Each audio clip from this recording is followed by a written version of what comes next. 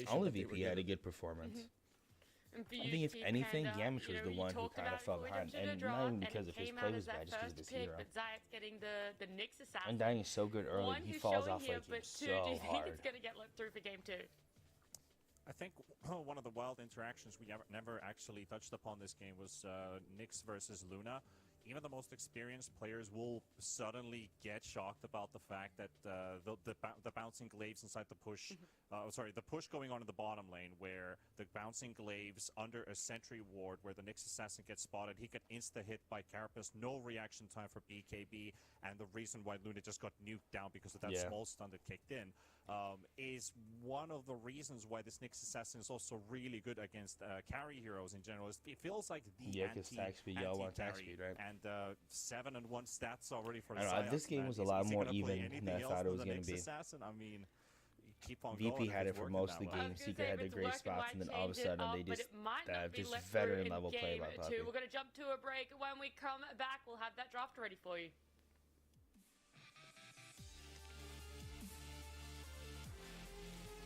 Well, then they got for 3 minutes. That's not bad. Got Liquid and VG. I don't want Liquid, guys. I want Liquid and Secret both going to TI. VP, I don't know. They're good. I'd be okay with it, but I really want Liquid and a Secret to both go. I'm a big fan of Liquid as well. VP might deserve it more than Liquid, especially because of the road they have being banned from tournaments because of the Russian versus Ukraine, and that's all entailed. But I'm a huge Liquid fan. I like Blitz. I like Taiga. Oh, not Taiga. Yeah, Taiga.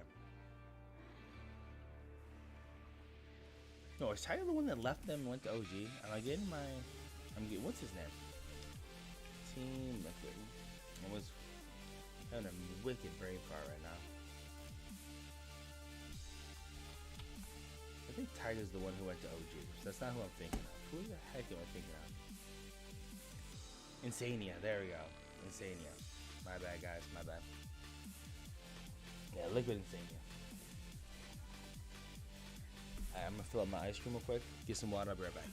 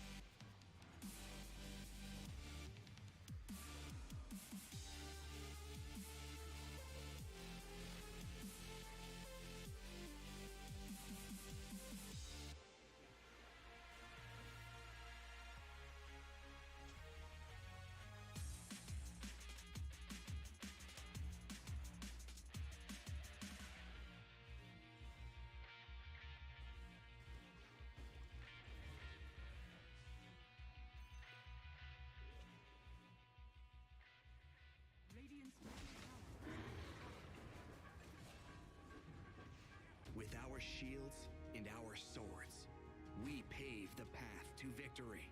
With our shields and our swords, we temper our courage. With our shields and our swords, we're making history. With those who make the game a reality, we're the vanguard. We're with the best. Let's raise our shields.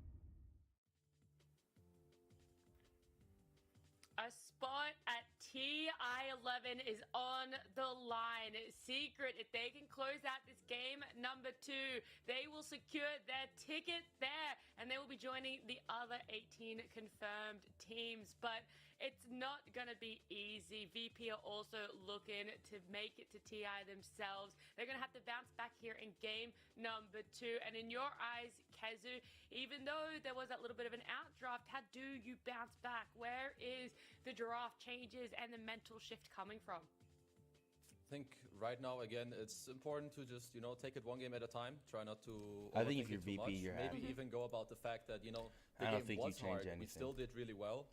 And one thing I have to note, maybe try to change up the game just a little bit with their second pick, I don't which think is the you case change now, anything. because I think you get they rid of want to the make the game Undying easier for for sure. themselves. Try to give yourself the easier win condition that you can play for in this game, because that was not the case in the last game. So yeah, what are some easier win conditions? I know we don't have any heroes yet picked, but what sort of change-up style and gameplay style would you like to see from VP? Well, it looks like M&Ms and bananas are going to be the switch up here for VP. I just need a little bit of brain fuel. Yeah, draft-wise, like, I think this Nyx is going to continue to get through because there's just too many annoying meta heroes that are just, you have to ban. And as far as, like, how can they adjust to it, it's not really all about the Nyx here. I think they just need to focus on their own drafting a bit. I think the Luna pick was really out of place. I think Ramses is a very talented and capable player. I think giving him a hero that like can carry the game, or maybe just a later pick, might be a smart decision for Virtus Pro in this game. Okay. Well, yeah, you talked about all of those meta picks that can be let through in the first phase, and Primal Beast is one of them. Secret getting their hands on it, T-Vander. Yeah, 3 picks on Primal Beast. They've all won a game, so that's a clean 100% for Secret. It's, you know, it's one of the solid starters in drafts. Most teams do like the idea that you can flex this around. Has very dangerous early game potential from position 2 to 3. Haven't really seen the support Primal Beast of late, because I feel like the playmaking capability of this year, I think Tops already showed that in a very good fashion I need to make of doing those early rotations to the side lanes. That was a pre-4 minutes, if I remember correct. I don't think Secret wants to necessarily do the same thing, but they could try it out, because it does put a lot of pressure away from your side lanes and relieve them a little bit too. Yeah, I mean, Secret were able to get Primal Beast in their series up against T1 yesterday, and it was played on Nisha. I think Zayak's lucky as well won it for him. So that flex potential coming out, but VP, Undying Same. Disruptor again. Wow, they really have faith in that.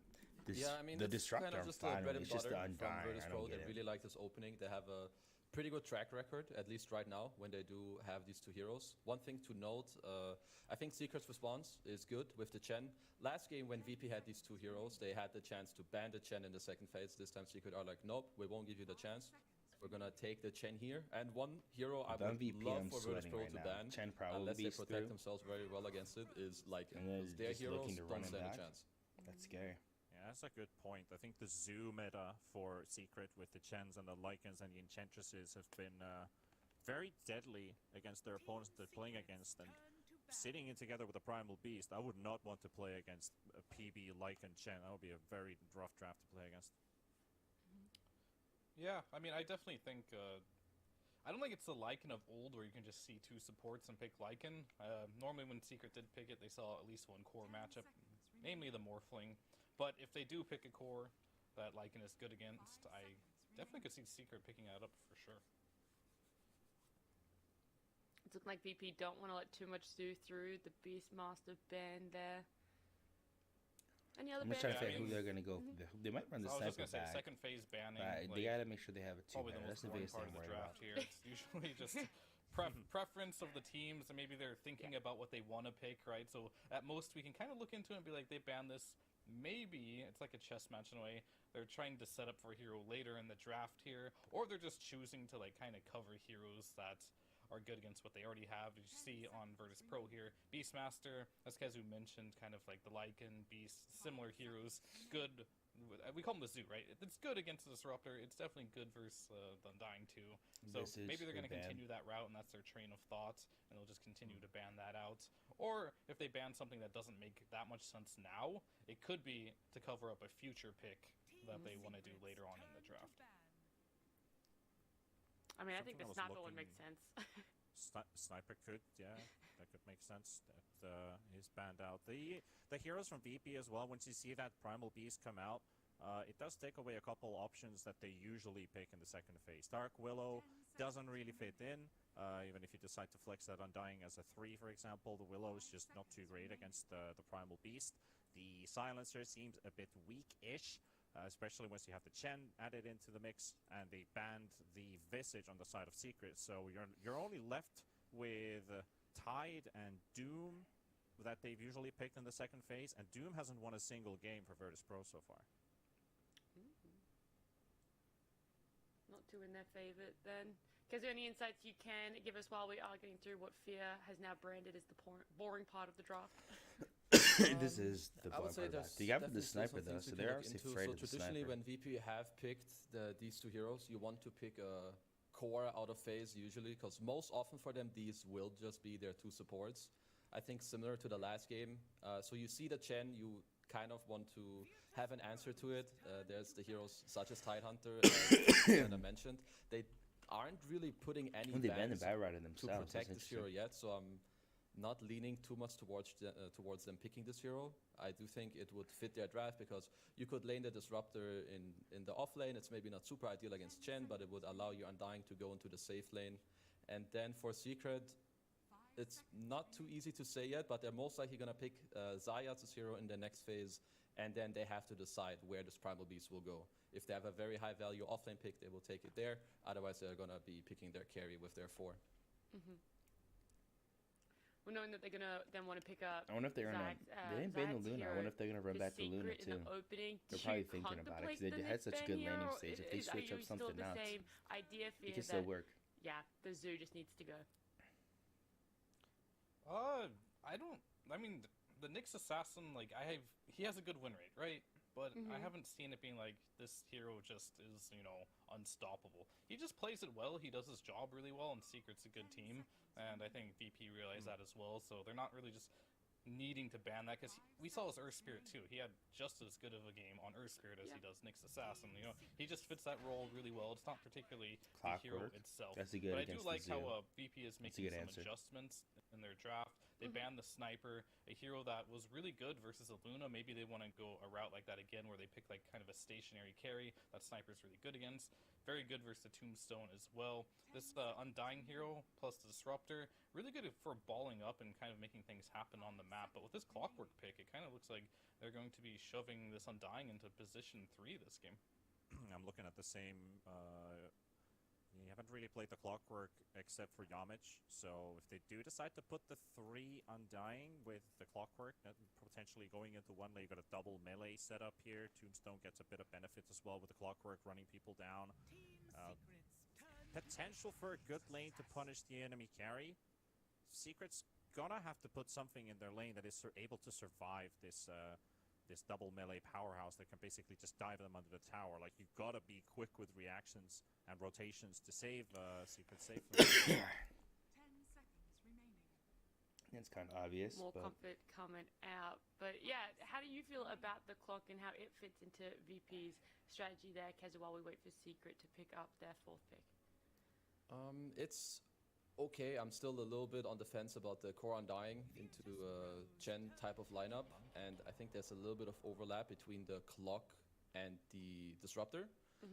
Though I must say Secret's response is pretty good. They have the Chrysalis Monkey King. It's his signature. He's going to lane Wow, against that's Undying. pretty good. Though I must say, a lot of the heroes that counter Undying, they tend to have a very easy time losing the lane as well. Like, Chen Monkey King isn't the most insane lane unless you get to man up with Penitence into the right clicks. But with that said, I think Monkey King makes a lot of sense for their draft. It's good with Chen in the game. Shit, never plays March Queen. Son of a bitch. I'm playing Clash in the background, waiting for this boring ass part of the draft. Which then allows Secret to at least get one more counter matchup. I will say, I have noticed on the Secret side there, Puppy's been giggling this whole draft, and it looks like they're pretty comfortable with the heroes they're getting and how this draft is going. They laughed when they saw the Disruptor Undying opening. They got the Chrysalis Monkey King, saw him laughing again. They seem pretty comfortable and happy with what they've got so far. Yeah, the confidence goes a long way, even if you think certain matchups or certain lanes might be a little bit difficult. If you have that confidence, it's going to work out. And the sniper ban for them to go down. They did run back to Luna, though. Fear. I was worried about that. Yeah, I mean, I it's think not bad. They kind of like have a strategy, right? Like, they pick their Undying, they pick their Disruptor. It seems like when their scrims or their talks, mock drafting, whatever they did, Luna is the carry that they want to go for when they have these type of heroes. And Sniper is just probably the worst carry matchup for this Luna. So they banned it out, giving them the option to like later on pick this Luna in the draft. It's okay. It's not like a hard counter to the Monkey King or anything. I really just pick Well, this if Monkey hero King just gets on because top of her, they enjoy having Monkey it King with the is probably current gonna win heroes that. they already have in their draft. No, a kind of tough situation for VP because now they have to figure out, is this Monkey King, is this Primal Beast going mid or is it going off lane? And Secret also have the last pick of the draft, so you're just probably gonna ban both. I guess they don't want to ban. They don't want to play anything that Secret played last game. Because how are you feeling well, with the Dark these Seer, lost he gets his bans wall and on then knowing Luna. the and you don't position wanna go against Secret that, have right? put themselves in? If you were VP, what would your last pick entail? Are there any holes in that draft that need to be fixed? I feel like Virtus.pro need to make sure, so the good thing for them is that they do have last pick. I feel like ideally their last hero is gonna do well in its lane, offer damage in the draft. But when you look at the first 3 heroes against Chen, I feel like they didn't address the Chen that well yet. Chen is very good against lineups that lack damage. And if you look at Undying, Clock, and Disruptor, they're not the most damage-dealing heroes. So I want Virtus.pro to have a mid-hero that deals damage, but then also can rotate to the Undying. Because we saw something similar yesterday in the T1 game. If your Undying is 6 billion net worth, it doesn't matter if you never get to combine your heroes. And I feel like right now, Virtus.pro, they're lacking this type of hero later in the draft. They got the last pick though, so choice will be theirs. As far as like Team Secret here though, they have to decide right now where this Primal Beast is going. Are they going to throw in the mid lane for Nisha, or is Rezo going to pick it up in the off lane here? And they banned out. Like, this is going to be a different game. As it looks like the same game or the same draft from VP, but it's going to be an entirely different game as the Dark Seer is gone, the Sniper is gone, the Bat Rider is also not available in the pool. So Secret's going to have to combat this lineup with 4 new heroes, as the Knicks will stay static. Fair, quickly, read into the last for me and tell me what they're going to pick. Last pick on Secret. Last pick? For who? For Secret. Oh, read for Nisha's, Secret. read Nisha's face. What's he gonna do? Oh, his face. I still want to see the Ember. He's feeling Primal Beast right now. Yeah. That's why he's silent. That's why they're discussing with Rezo right now. No, he's looking at Nisha. It's a Nisha hero. No, he looked at Rezo. They're not sure. They're still coin flipping it. They're debating it right now. They're like, Nisha, do you want it? Which one are you gonna play? Primal Beast? Like they both want to play it. No, I want to play it. No, I want to play Primal Beast this game because that hero is just so damn fun. I'm pretty sure everyone wants to play it. But I think the correct choice would probably be Primal Beast versus Luna. Yeah, I think Primal Beast should just lane versus Luna, because if you get on top with a trample there, not a lot Luna can do about that, right? So they're just gonna pick a blind matchup mid. Lina. Who beats Lina mid? Pretty much nobody. Nobody, yeah. You might be able to argue with Tia, but usually speaking, not even that. No. Invoker was a hero that is pretty popular, but that got banned out as well. So just a hero that's very hard to counter in the mid lane. 5 seconds remaining. Do they want to go Storm and GPK? This is a hard pick, I think. I'm having a hard time figuring out what you want. I think Storm could be okay. I'm not sure how this Lina Wind Ranger matchup goes. Could also be hard to pull that hero off. I feel like most of the heroes that VP would want in this slot are not really available. Tiny would have been something that they could have saved with the Invoker, but it looks like they kind of know what they want, as it's mid-task. I've seen this before. I have not seen that before. Yeah, you get on top of the lane is like, you're pretty tanky, right? So you can take a bit of a beating. And then later on, you just snowball on top of Lina. Lina hates the heavy physical damage, and heroes getting on top of her. It's not a bad pick, maybe the lane Lina might. I wouldn't necessarily say it's a counter, but it's not a bad play. Incredibly easily. And for you guys, when you've seen it in the past, is that practically just how it plays out? My own problem is that when you have that against, that's your mid. So like I would you're say really that it's actually somewhat similar to last game, but that VP have. So VP gave themselves a better chance in this game, but I think it's similar to what we saw in game 1. I think Secret have the better win condition. I think this is a pretty good Monkey King game. Maybe there's some interaction later in the game with GPK where he wants to kick him out of the ring, so that could be a turning point. But once again, VP need to play on tempo. They have Luna, they pick this mid-task for a reason to help enable the side lanes, and that's what I want to see it's from just them. going to be a lot harder to take us to a execute game than 3, Lina, who's just you need to play sniping from fast. across the map. T-Panda, do you think they're going to be able to do it? Is Virtus.pro able to hit that tempo that's required in this draft? Well, if everybody matches up to Ramses in last game, potentially yes. I mean, I do like the Secret draft in general. I feel like Secret has a bit of an edge versus Virtus.pro, but anything can happen in this game. This could be a tie series. Fiat, is it going to be a tied series? Is it going to be a 2-0? It's gonna be a tied series for sure. VP is gonna come back. We're gonna get a game 3. Everybody wants it. Super hype day, last day. So let's get a game 3. Yeah, all right. Well, then let's jump into game 2. It's Wagger and Moxie. I don't think too I many think it's gonna be people a would game be three, really too, disappointed to see a game unfortunately. 3, but getting some very interesting drafts this time around, Waga. How do you feel this game's gonna just play out? I think VP are gonna bring it back, actually. I like the point that Kezu pointed out there, that the Tusk is really good against Monkey King if he gets to the point of having Aghanims, kicking him away, not only from the ulti, like obviously canceling Wukong's command is huge, but in general, just being able to kick away the Monkey King is a pretty good tool to try and keep your team alive here. They also have good heroes like Fear said to get on I just don't top think of it's the as Lina, easy as so they play, have sort of especially tools to against counter Secret. both the pulse 1 and pulse 2. That on the Monkey side King of goes Secret. off. Yeah, I There's not think really we're much else gonna they see can VP do. bring it back here. I hope so at least, because I want more games from these series. Do you feel like the draft that we see now coming out from the side of VP is too reactive, though? They did get a couple of the heroes that they really think it's enjoyed, definitely right? better You than can their see draft last the game. Clock and the Disruptor, 2 heroes that have just done so much work in the past games that we've been coming out from them. A lot more But team fight. is this necessarily what they wanted for their draft, do you think? I think they're certainly reacting to the Monkey King. I think if Monkey King wasn't in the game, I don't think we would see the Tusk mid here. We've seen Tusk mid done before, but I think it's just a good game to do it, so he wants to do it here.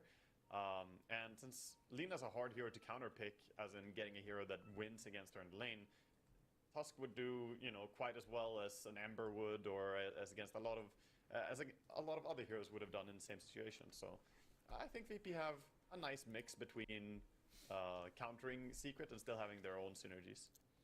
Are we going to run into the issues we're that about to we get a saw with first the blood right Tiny in here. game number 1, that GPK was just maybe hitting, not. They're all there now. just kited so badly towards the end? Are we going to see that issue come into play with If this it was Tusk anyone now? else from that Tusk, I would have probably no Maybe. faith. We Just because, might again, see it a does fair have amount of, potential, right? kiting Like, from it's all both in teams, one honestly. shot. Damn near as you anybody in the definitely game. want to mitigate They have the damage snowball, output they of jump on Luna the the mid. same way. You have a lot of But stunts over on the GBK side of is a Secret, so she's monster. probably going to get a hard time to Let do me rephrase that. the right So, picking in with this that game when being the DK is said, not up. Tusk has a toolkit that could help win the game, but in this particular lineup against Secret, Already I Ramses just is to go chased all in on away just to from shut the out the room Lina. I don't top. think it's Doesn't want worth to deal it. with that But Primal Beast, so GBK it's gonna is end a up being monster. I think if a anyone's equal gonna pull split it of off, those it will bounty be runes to start this GBK. game off. And Luna, she has the start she had no, last game. She's immediate gonna advantage snowball there, way past that and, Monkey King. Monkey King can't farm anywhere near close to Are now Luna trying can. to keep Monkey King a little bit away from getting to bottom lane. Hakoda being careful though, knowing that he's alone. So Luna we has a talked good a lot start about again, it's gonna eventually be getting real something bad for like the Secret. Walrus kick. What's the priority of the Ags for GPK here? What's going to be the build-up? It's pretty high priority. I would say it might not be your first item. Blink Dagger is still a very nice thing to get, but I think you will prioritize it as a second item at least. Possible still as a first item. But he definitely wants to get, probably face boots and some upgrades. Isha taking a bit of tower damage there. Yeah, that's unfortunate. He might die here. Oh, he's a man up. A little bit of that harass going back and forth. This is not the easiest lane for GPK to be playing against Selena. Like the guys kept saying, this is just one of those heroes that doesn't really lose the lane very often. She doesn't lose the lane, but so far the CSing going quite well for the Tusk. He's 4-2. Managing to get any denies against Alina as Tusk is not that easy. Oh, top lane, he gets caught. Top lane. Ooh, Ramsey's just taking so much harass. But they'll turn it back around over onto Zayat. He's fine now. Yeah. Zayat's just not allowing him to try and keep the creeps back. He still keeps them outside of tower range. I mean, they're poking Chrysalis. I mean, against an Undying with Decay, that Disruptor static, or not Crystallis static now storm, sitting but with those 8 his decay Q. stacks on him. Only about They're 500 going to be able to health keep total. him really low on health. DM just continuously It's spamming gonna out be really hard decays. for Monkey King to get on, to get in these fights. Yeah, the core Undying is pretty strong laner, even into something like Monkey King. Just by getting Monkey's solo HP, he can't really trade confidently back. No, not with Decay. Decay is super strong. A little bit of harass over to Science. He's doing the same thing that he did in game number 1 as Reza is just, he's enjoying the fact Nisha he's a big smashing tanky mid boy lane, because though. he just solo kills Luna underneath her Reza own with tower. the solo. That's a bit of a disaster. Yeah, that's bad. This is one of the hard things about And being a tilting, ranged core Ramses when is only gonna teams do are good doing these things for you full 'cause shenanigans. he's You in get the enemy shrink. creep wave under your tower. You don't have your own creep wave. Nothing to support you. You take a lot of damage over time. And Primal Beast just manages to get a nice catch on him. feel like Luna is just so squishy too, which can be a little bit of an issue. We've seen just how Especially fast heroes early can melt when they have, in the position where they can get trampled upon. Yeah, certainly, especially with this item build too. Only has 2 iron branches, so his stats are quite low on the strength department. He's of course opting to go for as much damage as possible. Usual build, we see it quite a lot. Bottom lane, they're going, they're chasing Hakoda. Hakoda, draw and drop the boundless. There it is. They've got the Jingu. DM still chasing after Cassell's here. It does have those 8 stacks of decay, but just gonna walk away from this fight. They're happy with what they got. They got a kill on the support for Secret. Yeah, that's huge for Monkey King. Secret because doing he's not great probably here. gonna I get too mean, much out getting of lane. kills on both side lanes. He's 12 and Really now. happy. And mid. This top lane again. Nice save by Yamich, just throwing out the power cog so they can't continue to stomp all over Ramses. That's an awesome Locke Primal was Beast skin. picked after Primal Beast as a counter specifically to him. He's so annoying for a Primal Beast. You have the battery assault, of course, against the ulti, but also this cogs just blocking you from doing what you want. So who is the hero that you think that we should be focusing the heaviest on right now? Who's the one with the most potential to make things happen? The one that I'm keeping my eye on is just whether or not Tusk can get good enough of a laning stage, and right now he's doing amazing. He is sitting at 17 and 2 CS against the 22 and 5 for Lina. Yes, he's winning a lane, but when you're against Alina as a Tusk, I think this is good. We've got the top lane again, just the trample. Nice power cogs coming out from Yamich. It's gonna slow him down, but Ramses is separated here. With the roar, put a little bit more harass. Just feels like Ramses constantly being pressured. Ramses has no health though. We'll get a They solid keep Ramses doesn't have the Wrestler's start playing that he really had good last here. game. He's taking The start every he chance had to do last damage, game, I thought even was if he gonna be doesn't think that there's a huge key kill points to them potential. winning He's this just game going, and it's because making Ramses' life Secret doesn't very have anyone difficult here who in can lane stage. scale up with him. Monkey's right I think there. that's They're such a 16 great and way 1. to play this too. Is that Luna? We He saw got the how first well they blood, did. he got the Ramses second in blood as that well, so first he's got a game, like little during the bit laning of phase. Like he was running away sucking back with the in, amount okay. of farm he was getting, but if he's constantly Losing having to 8 worry strength. about his health or doing, ferrying out any sort of region, definitely going to slow him down hit quite a screwed bit. him up. Yeah, certainly. A little bit of stacking, preparing here. Of course, they can farm it very easily. Either Lina or the Primal Beast can go over and take that. Trample does kill stacks really, really fast as well. And right now, Luna not allowed to really touch the creeps, as Resso is just keeping him at bay. Look, every time he comes up for a CS, Resso is just walking up like, no, you don't. Stay back. He's basically Not much that they can really do other than have Yamich just throw out the power It's not how cogs you want to every use your single mana time. or farm as Yeah, they can Luna. help When protect, she hits but jungle, she'll they be can't fine. really She'll secure patch the back up. farm right now for Luna. She might not snowball as she was We have going 20 to, but seconds she'll get until a the good power lane. rune She'll catch spawn. up. We see both teams bringing over multiple supports here. Both Puppy and Zayats are checking runes. Same for Yamich and Hakoda. Puppy has himself the Satyr Mind Stealer with the Mana Burn and the Mana Aura. Just have this big rotation trying to secure whatever they can. In comes Yamich as well. There's the Laguna Blade over onto GPK, but there it is. There's a They regen room, canceled but it. immediately gonna get canceled out here. So they follow up over onto Yamich. Battery That regen assault. hit. Yeah, it's doing great. And Yamich Zayats with an unusual miss there on his impale. Nice Yeah. sidestep by GPK. Else he would have gone down there. If that connected, he was definitely dead. Yeah, I thought that he had popped that regen right off the bat, but did wisely save it. So now he's back in lane. He's back pretty much at full health, full mana. It's like it didn't even happen.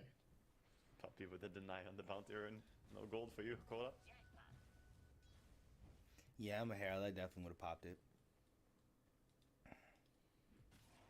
Bottom lane. I feel like poor Crystallis has not had much health at all, but you know what? That works out with Boundless. They drop the tombstone though. They realize Puppy is not here. Nice little glimpse back as they'll finish off with a decay on DM. Yeah, really nice. Just that level 2 glimpse, so quite hard to run away from if you get the Thunder Yeah, Strike. it's got so much You're definitely going to distance. get the glimpse. Thunderstrike, that's what the other one was called.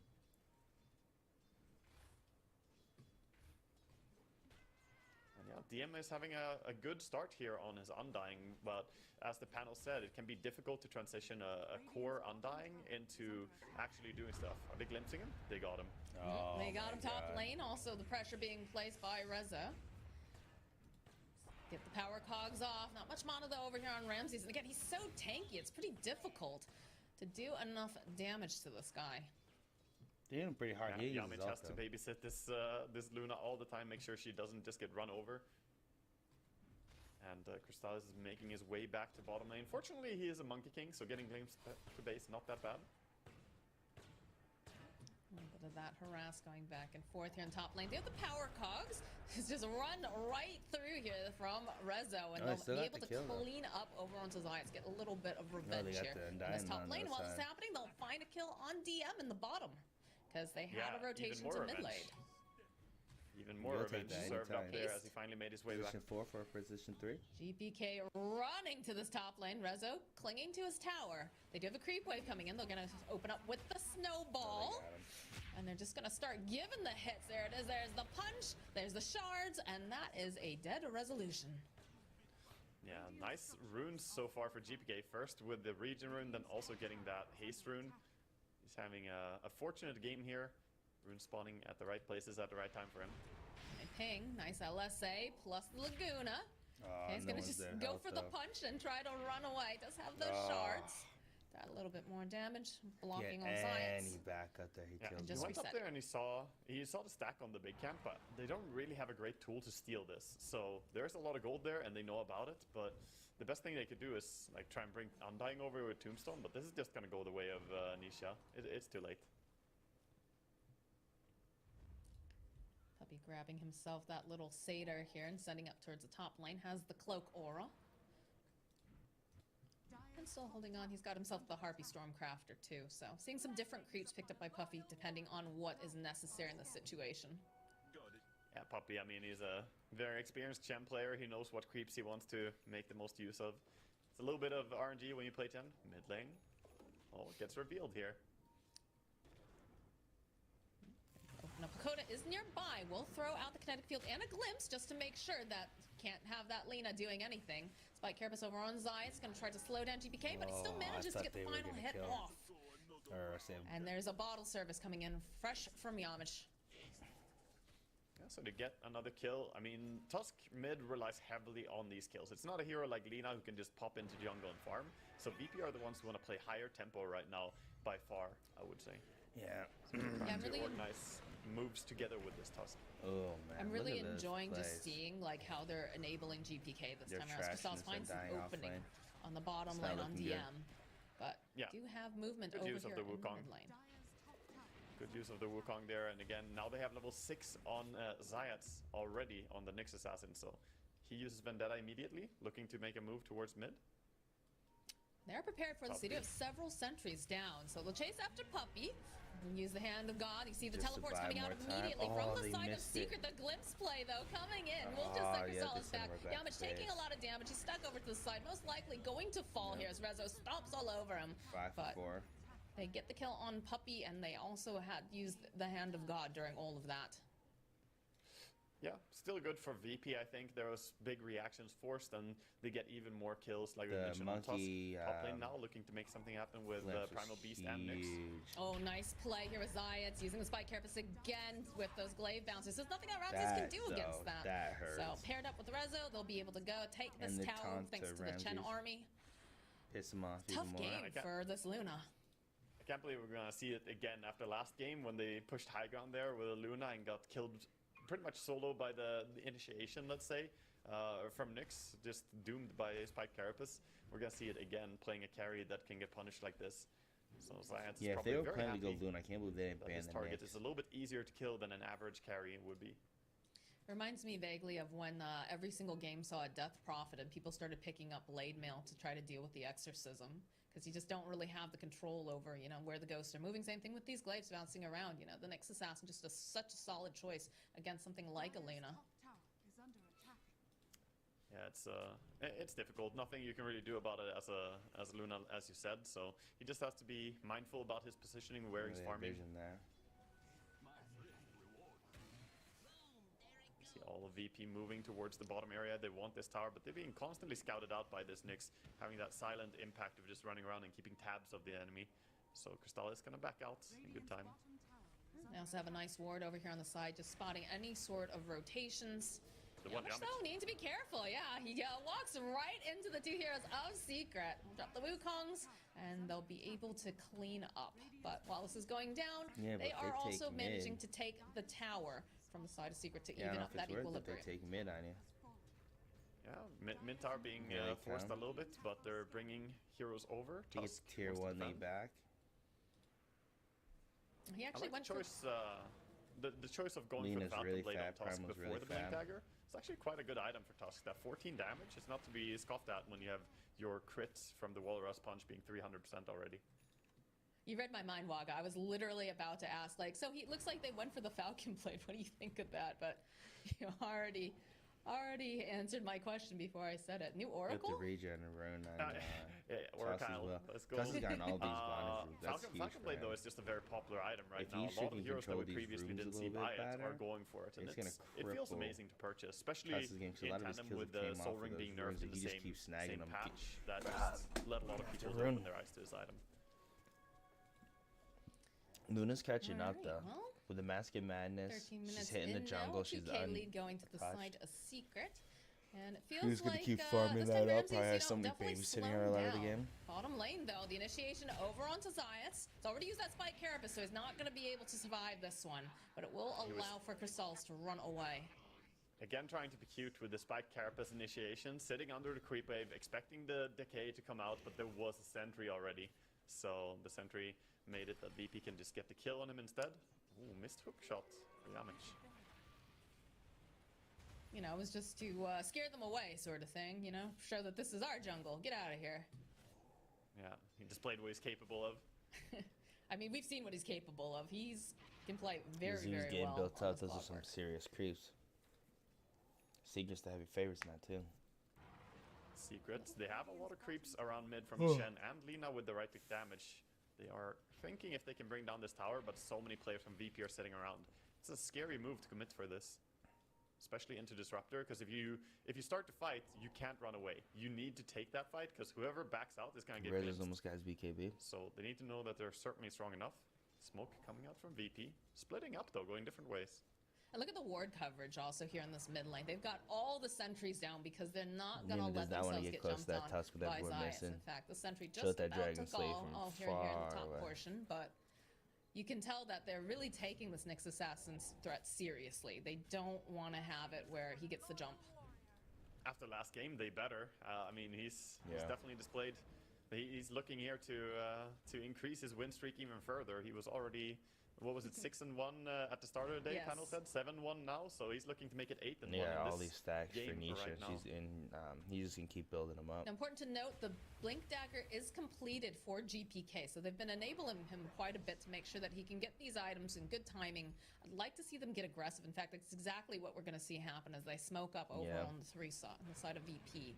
No one available here in the jungle, though. Everyone Good seems to be injection for playing Luna top, right here. It's but gonna this get will 600, allow them to 700 put gold. down a little bit more vision.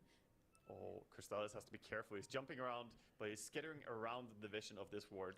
He realizes, pinging it even, that could be dangerous, so staying safe. But he's falling behind. I mean, he's It's actually just 1500 sneaking by, behind. going Luna, completely outside of vision. he's sitting in the trees. He's On not bottom. actually able to just get in there in the farm or in the jungle and farm. It's very scary. See, when look no how one's scared he showing is. on the map. Although Yamich does run into both Reza and Zions over here. That's And what the he's hook shot behind over the into off Zions. We see the lane. teleports, people making their way over now. GPK making his way over with that tag Yeah. team with the blink forward. Oh my goodness. There's not even a corpse to be able to bring back. Tusk relies on getting kills, and kills is what he's getting. He's 5-0-0 now, having a pretty fantastic start, and with his haste rune ready, This is the he problem can with farm Monkey top King. and be Monkey ready King to doesn't respond get a quickly if decent something game. happens on mid lane as well. He can't really farm. He's got to be active. And he's pushed into jumping at trees and hiding. It just messes up his Right game, now, especially against a Both Luna. of the cores. Oh, He's mid gonna be lane. 2K Hello, behind Yamish. before He should just give it a couple clicks. Not going to be able to quite know finish what's him off, though. happening. Even dropping those seeds of serenity just in case. there's her Manta style. It's cool Back to me off. that Give even more damage. Nisha opted to go for the spellcaster Lina in this game as well. So And he's, Monkey King's he's not saying that, the okay, tankiest Monkey carry King, you're either. gonna be our physical damage dealer, and I'm gonna add these items that allow me to magically burst people faster. This is better against Luna to be able to kill her fast because she has so high armor as an agi carry. But this is not necessarily what we usually see from most Linas. A lot of time Linas still want to play that, you know, semi-carry role, but he's going full spellcaster here. blink. And immediately the Well, they make it ward made over here Tower on the 4 side. contested though. If he didn't have that ward, he would be dead right now. Would, and they find Clockwork immediately going and dropping the Static Storm. Nice hook shot from Yamich, buys him a bit more time. The Cogs, though, now still have the Pulverize, and they'll get this. Oh, they won't be able to save him, but they do manage the heal off as Rezo walks away from this. A little bit of a glimpse play, going right back again. They have a nice cheeky scent reward over here on the side, but Ramses just wants to continue to farm up. Doesn't look to want to fight. They need to get that DD. They need to get some kind of. VPK didn't go and check it. Nyx took it. He's not gonna get that one. Would be really dangerous if he got his hands on that as a Tusk. Yeah. But still, that was quite a bit of resources used for just a clock kill. And even expending the 9-second BKB on your Primal Beast. So I don't think VP are too unhappy about that. Sure, a teammate died, but He must just 2300 behind the Luna. It's just gonna get worse. On the field. What's the monkey building? Thought for half a second he was going to survive that, but the Cogs just not going to be able to. You got the Echo Saber. Once he gets the Maelstrom, he'll be a little bit long better arms off, there to actually use his be able ulti to on farm. him after he used Cogs. Sure, he does have pretty big arms for a dinosaur.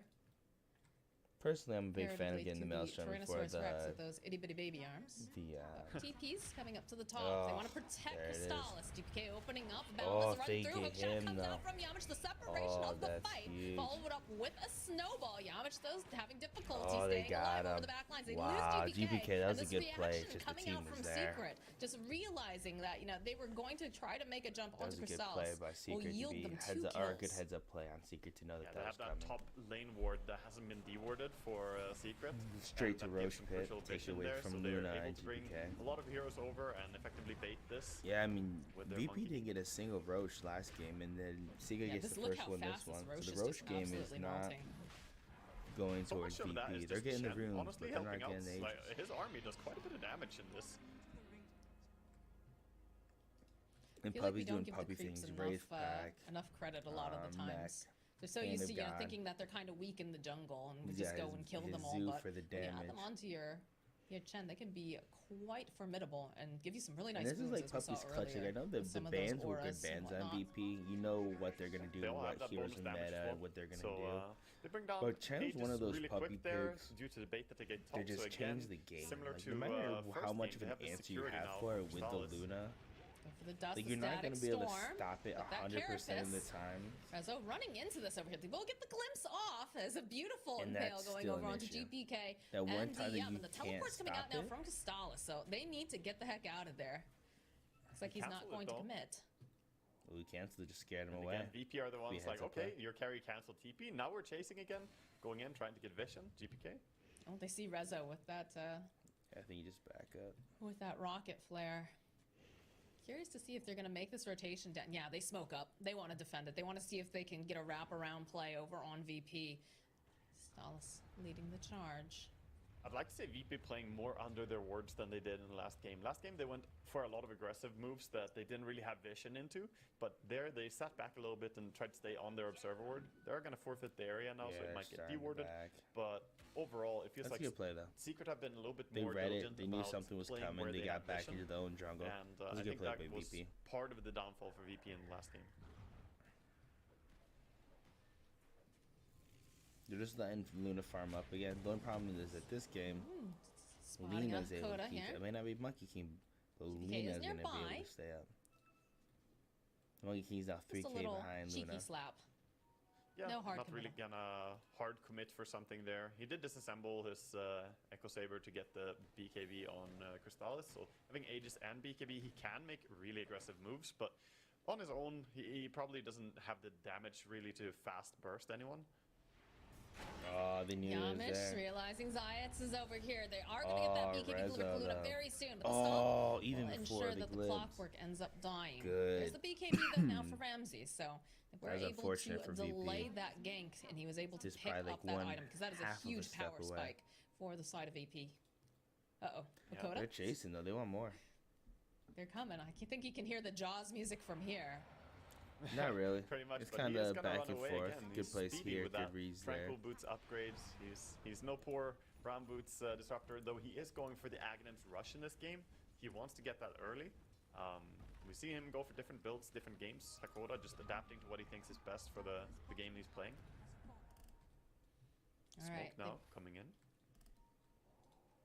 They got the Deso online now for the Tusk. They've got BKB on Luna. This is the time they can get a pick off. They have to be aware.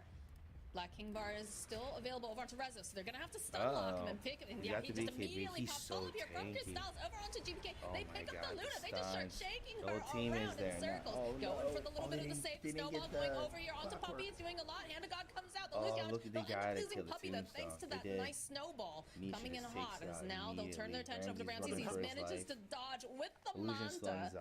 He's probably gonna get away. Just like that, that whole fight is over. Oh no. Lena's going around. Lena knows where he is. Oh, she hits it! Oh, Nisha coming around the corner of the Laguna. Oh and my god, for Nisha. Landing the light strike, the flame strike, whatever it travels is. down to bottom lane, comes in with the Ether Lens cast range to mid lane. They might go on GPK. And they got GPK. Oh, it's falling apart. Oh, it's Secret Wizards. They were going to TI, and I'm just gonna get off. I really want to see the Liquid game, but it feels like when you have something like this Primal Beast, and especially the way that Rezo plays, right? It's just always VP in still your got a chance. face. They're gonna go play. And it's very difficult to bring him down because he's quite tanky. They're gonna play quick ways to look great VP game. They also failed to chain stun him when they initially went on him. I think if you're a VP and you're going against either VG or Liquid, you're feeling pretty good about yourself. Yeah, I'd be more worried about Secret going. Even if they win this series, I'd be more worried about Secret going to the lower bracket and playing VG or Liquid than I would be VP. He is not that easy to bring down, so you have to stop the BKB. This always seems like he's... Hagenim's Lina. This is fun to watch. Alright. That's the Flame Cloak that did get changed around recently for those viewers who haven't had the chance to see it just yet. Yeah, so you can fly for 6 seconds, you take 35% less magic damage, and you have 30% spell amp. That's and of course insane. that flying mobility. He's under a ward now though, he has to be careful. Four here. Ooh, that hook shot. Good hook shot. Oh my god. DM just That disappears there cloak completely. damage. Static Storm is going to come to play over Crystals. This is the BKB. Is Oh giving the my Walrus god, punch. this game just End up losing unraveled. Zai's Coda next to fall. Ramses just, or sorry, Resolution just stomping all over them. Ramses going to be able to slow them down though. Oh no, Throws GPK out that done. hit, but GPK is just getting It's a so key slowed toss down. pick, Too much damage but coming out it's from just Nisha not- on it the just other wasn't- side. wasn't Yamish play. teleporting away. You can see the theory They're behind just it, what he wanted handily to in do. control though. of this. They're definitely strong. He started strong, he Losing got a lot sucks, of but what are you kills. going That's to a do? great Life voice goes on. line. It Oh wasn't my a God. bad play by any means. Appropriate. Hitting them with that right now. It wasn't the best pick. That's I cool. wouldn't have picked it, but I can at least see the theory behind it. For this. Calculated, right? They're waiting for this moment. They're like, yeah, we got to put that voice line in so that way. But this goes back to what I said about they were last game prepared about the the long con. Undying. He's a long Yeah, they the were seeing the Undying, hook shot that was whether really he's a close 3, to 4, landing. 5, 1, 2 elemental And then the P. chase, they just bring them down. He's a walking tombstone. He's a tanky tombstone, but he's a walking tombstone. Lina on her If you have a damage. In the tombstone game, though, we hitter, have a last crucial game they had position Sniper, here. this game they had Kinda looking Lina. for If you have a opening. tombstone hitter, it doesn't really matter. Ramsey's leading the charge. He's a useless High hero. He's ground a They're decay. looking over at DM too. Yeah, there it is. The Tombstone, Impale, that's the it. Laguna over onto the sport. He just Ooh, does they not might get exist. the monkey, They'll though. follow up. BKB. Hancock coming into play. Crystals just Lives, giving these heals clicks up. off, and all the BKBs getting They take out pumped, the trying to just the survive. tomb. They'll take down the tube over on the side. The hook shot Defensive out from hook Yamish shot. because they just want to get out of here as soon as possible. Yeah, they're gonna try and scramble. They get out, but this is an impossible Oh, game okay. to survive. Wow. And he goes back in. With the death roll. Chases for more. What is he doing? He's throwing. It was a one-way ticket. He went in for the kill. He saw him under the vision. Blinked in, decided to get the burst over on Nyx. Man, the mid laners are bullying the supports in this game. But he knew. He overcommitted and he knew. tried to survive with It doesn't snowball. matter though. It was still a bad play. This is your Nisha TI. is Show some respect goddamn to your team if that was terrifying a though. throw. Like If he as thought a he had support, how something, do you then survive that's against this different, Lina but- that's got all this burst damage? He's got the Aether Lens on top of that, so you've got just so much going on. Like you can't hide Oh, God. from this Lina. Just always gonna be in the in the psychic headband. Oh my Exactly. god. Even more range. He's going to do a lot of damage. And he hasn't even hit the power spike yet of level 20. Gets 11% more spell amp, so he's going to have his 8% from the Kaya. He's going to have the 30% from the Aghanims, and then the 11% there. This is so exciting to me because I really like watching Spellcaster Lina, and it's kind of rare that we see it being played in this way in competitive. I don't. Oh, yeah, man, That's she just another burst. wanders on through. Yeah, and this time Nisha's like, I've got enough kills. You can have this one. Yeah, saving the mana. Doesn't want to waste 450 to get that kill. I know it's efficiency, but the way you say that makes it sound so BM, like you're not even worth the mana. Oh, top. That's a lot of skeletons. GPK, all right, the snowball, immediately dodging away from Rezo. It's gonna blink out, and the TP's come in. Nice glimpse back from Koda, but the BKB is already up and running, and they just pick up GPK. They just shake him around. The Luna just melts so far back and away from Nisha, and they'll kill GPK. They've had enough. They just called GG. Team Secret is in TI form. They are going to the International. There's no way Puppy's missing one of these. Wow, that is big. Puppy is once again secured for TI. He is going. Look at the boys. Look how happy they are. That's awesome. Man, I mean, he's a TI legend. He really is, Puppy, and you got to give it to him and his entire team here. They played some really good Dota. You can see the relief on the players now as they managed to secure themselves immediately here. Start of the day, 2-0. And that's going to make it all the rougher here for VP. They have to go down into the lower bracket. Still have a chance, though, to qualify. But yeah, that's the first team. Resta looking satisfied too. Oh, of course. I mean, you saw he must have had so much fun that game. Every time you look, there was just this big primal beast running out of Luna, stomping down on someone. But yeah, this team looks to be in excellent form. They're looking very, very scary. And, you know, they've had all this time to play against all these other teams. So, like, it almost feels like a great warm-up before they hit those group stages. And you know they've got their eyes on the prize here coming up for this international. It's so contagious, the happiness that you see from a team when they win a big game like this, a qualifying game to TI. Like, that's huge. Just watching all the smiles on their faces, it just feels good. Yeah, that But game was they a sweep. performed really, really good. Yes, that game was Game 2 was not even close. Game 1 was a battle that they won. There were many moments where VP put up a good fight, but Game 2, despite the best efforts here of Virtus Pro, it felt like Team Secret were just slightly more cohesive. They were really on point with what they wanted to do. We saw the bursts at the start of every single fight too. After that Aghanim was purchased by Lina, she was deleting heroes left and right. Even getting the burst on Ramses in the last fight there. Yeah, they just melted them. Yeah, there was just not too much that at that point Virtus Pro could do. It was insane just watching, you know, these Laguna blades being tossed out with those spell lamps that we saw. And he's doing an amazing job. Yeah, I mean, he's just had some incredible play coming out from Team Secret. I'm super excited to see how well they're going to perform going into this TI and VP. They'll have another chance to see if they can make it in. But today, the victory right now goes to the side of Team Secret.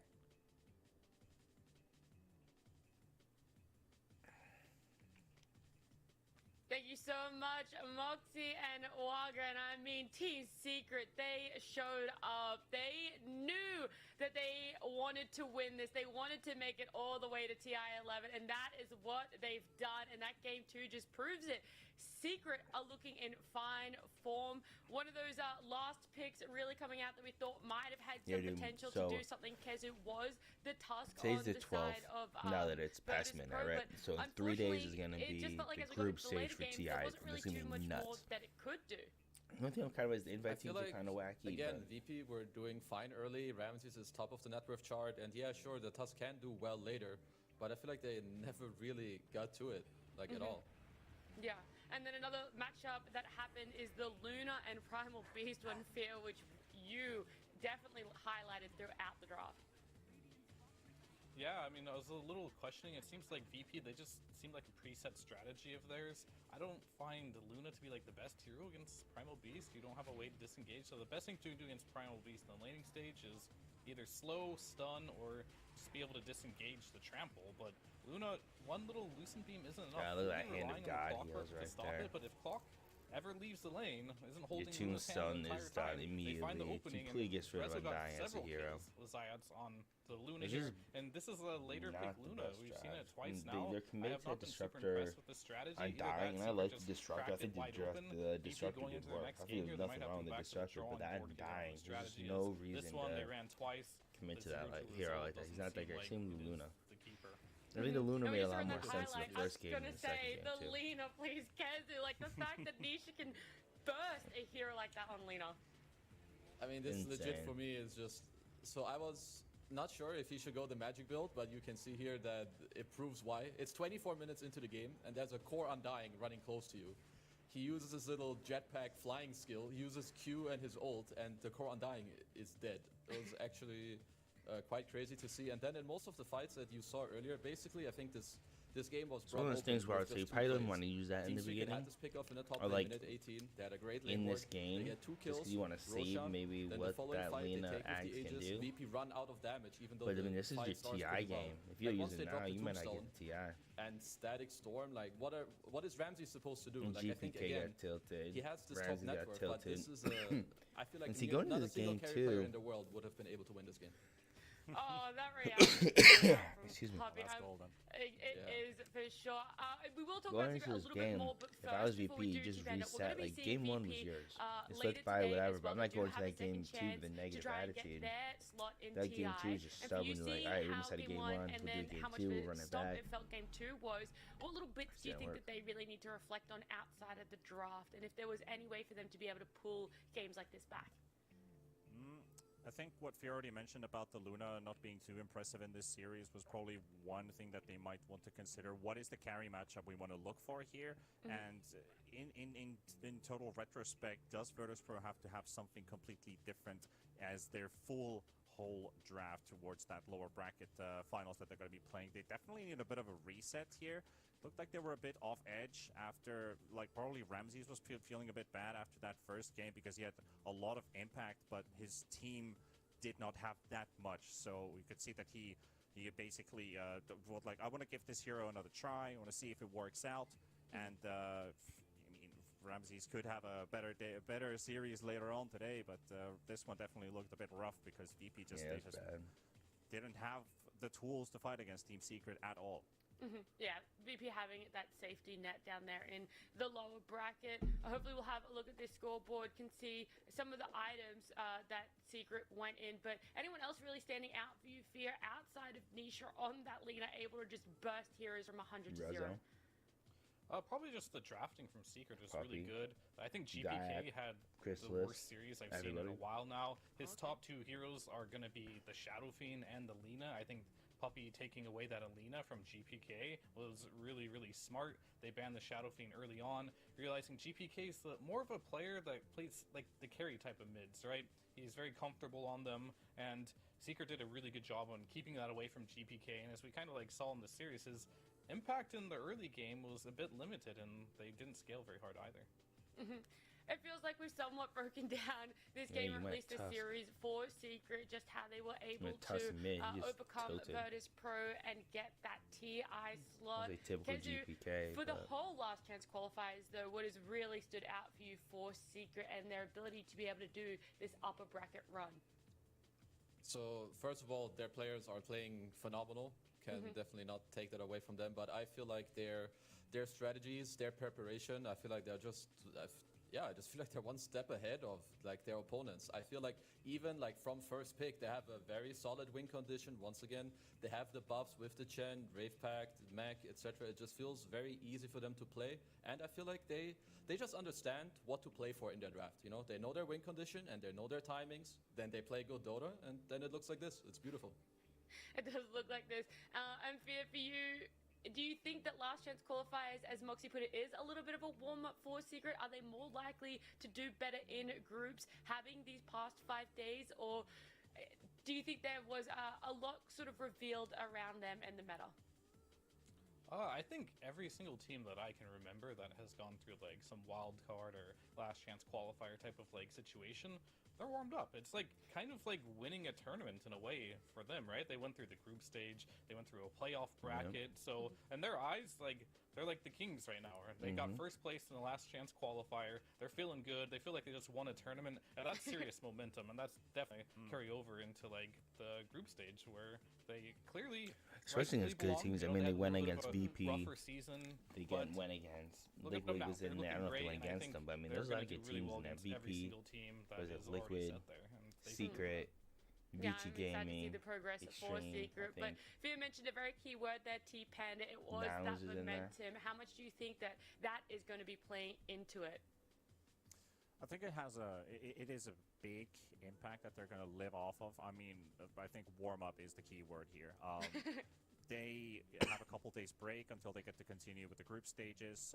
They have some time to scout out their opponents. I don't think they showed a lot of fatigue because when you looked at the camera shots of the players, I feel like they're very ready for it. They're welcoming this challenge, basically. They're looking like this series. I guess game one, if it's in specifically, you look like this was a TI team that is playing.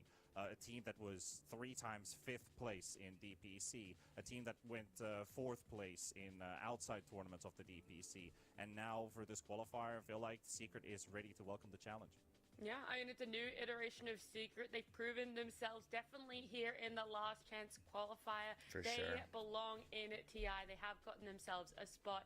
I believe that we are trying to get an interview as well. So while we are waiting for that one, let's talk about VP a little bit more, okay? Let's have a chat about the fact that they could be going up against either All right, bro. Liquid or I appreciate you hanging out with me. And when Hopefully you you are watch some Virtus more Pro and Dota you're 'cause sitting come in the this 15th position, here, it's you know gonna you be only have one crazy. chance left to potentially go But to TI. I gotta get to bed. I Which gotta get up team do early, you so I'll feel catch that you they would want to tomorrow, come bro. up against Kezu? Who do you think